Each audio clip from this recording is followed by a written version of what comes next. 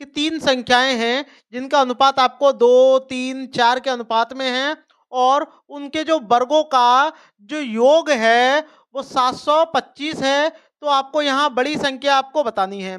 जब कभी ऐसा सवाल आ जाए तो आइए देखिएगा इनको हम किस प्रकार करते हैं। ये जो आपको रेशियो में 3 संख्याएँ दी गई हैं, इनको आप पहले बाहर ले लो। पहली संख्या क्या हो जाएगी 2x हो जाएगी, दूसरी संख्या 3x हो जाएगी, तीसरी संख्या आपकी 4x हो जाएगी।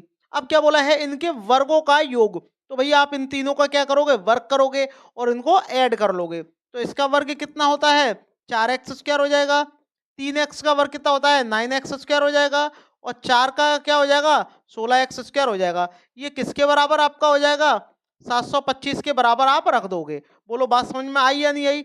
जब आप इनको ऐड करोगे तो आपका 29x स्क्वायर आपका हो जाएगा, ये आपका कितना 725। तो 29 से ये कितनी बार गया 25 बार चला गया, स्क्वायर हटाएंगे तो यहाँ से x की वैल्यू कितनी आ जाएगी 5 आ जाएगी।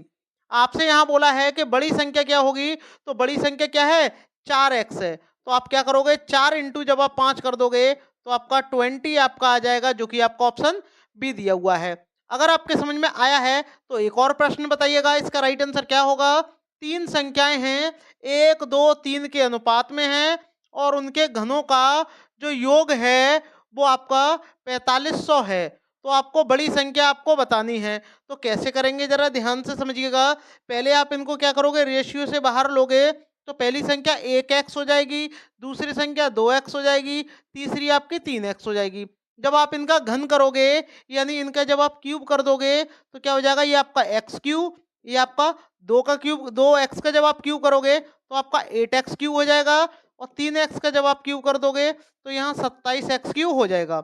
ये आपका 4500 के बराबर आपका आ जाएगा। जब आप इनको ऐड कर दोगे तो ये आपका 36x क्यूब हो जाएगा और ये आपका 4500 हो जाएगा। 36 से ये आपका 125 बार चला जाएगा।